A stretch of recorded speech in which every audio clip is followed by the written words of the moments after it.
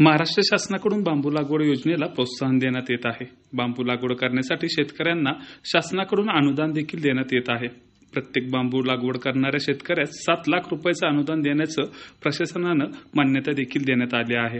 त्यामुळे पडीक आणि खडकाळ जमिनीवर देखील बांबू लागवड शेतकऱ्यांना करणं अगदी सोपं झालं आहे। त्यातून शेतकऱ्याच्या आर्थिक उन्नतीची संधी या निमित्ताने उपलब्ध करून प्रशासनाने दिली आहे।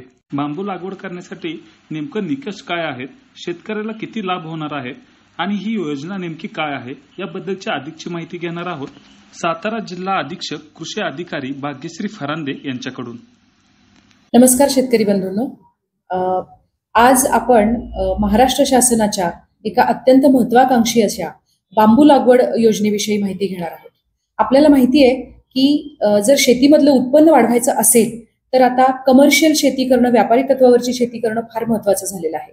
सातारा जिल्ह्याचा विचार केला तर हजारो हेक्टर जमीन आपल्याकडे पडीक जमीन पूर्व भागामध्ये किंवा पश्चिम भागामध्ये सुद्धा आहे। तर या सर्व जमिनीचा यथायोग्य उपयोग होऊन शेतकऱ्यांना अत्यंत चांगलं उत्पादन देण्यासाठी बांबूचं मिशन स्वरूपामध्ये आपण लागवड करण्याची योजना आणलेली आहे। या बांबू लागवड योजनेमध्ये आपण महात्मा गांधी राष्ट्रीय ग्रामीण रोजगार हमी योजनेमध्ये आपल्याला बांबू लागवड घेता येणार आहे। ज्या शेतकऱ्यांची 2 हेक्टर पर्यंत जमीन आहे अशा शेतकऱ्यांना या योजनेमध्ये भाग घेता येईल।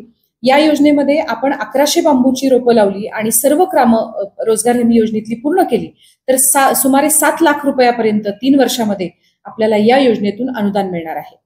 त्या व्यतिरिक्त ज्या शेतकऱ्यांना या बांबू रोजगार हमी योजनेतून बांबू लागवडीचा लाभ घेता येणार नाही अशा शेतकऱ्यांसाठी राष्ट्रीय बांबू मिशन ही योजना आणि अटल बांबू समृद्धी योजना देखील आहे, ज्याच्यामध्ये सुमारे 800 रोपांपर्यंत रोपं ह्या शेतकऱ्यांना मोफत मिळतात आणि त्या व्यतिरिक्त अनुदानाचा लाभ सुद्धा दिला जातो।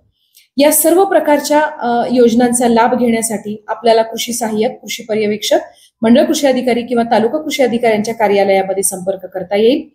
बांबू योजनेमध्ये शासन फक्त योजनेचा लाभ देऊन थांबणार नाहीये, तर येत्या भविष्य काळामध्ये इंधनाच्या वापरासाठी बांबूचा वापर करण्यासाठी आपल्याकडे बांबूचे डेपो तयार करणं, त्याच पद्धतीनं बांबूचे इंधन वापरासाठी पॅलेट्स तयार करण्याचे कारखाने तयार करण्यासाठी सुद्धा महाराष्ट्र शासन प्रयत्नरत आहे आणि त्यासाठीची योजना आखली जात आहे।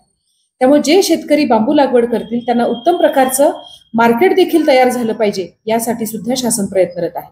त्यामुळे कृषी विभागाच्या वतीनं मी आपल्या सर्व शेतकऱ्यांना आवाहन करू इच्छिते की ज्या ज्या ठिकाणी आपल्या ओढ्या नाल्यांच्या काठच्या जमिनी आहेत, पडीक जमिनी आहेत, प्रथम प्राधान्यानं त्या जमिनींवरती बांबू लागवड करण्यासाठी आपण पुढे यावं आणि त्यासाठी ताबडतोब कृषी विभागाशी संपर्क करावा।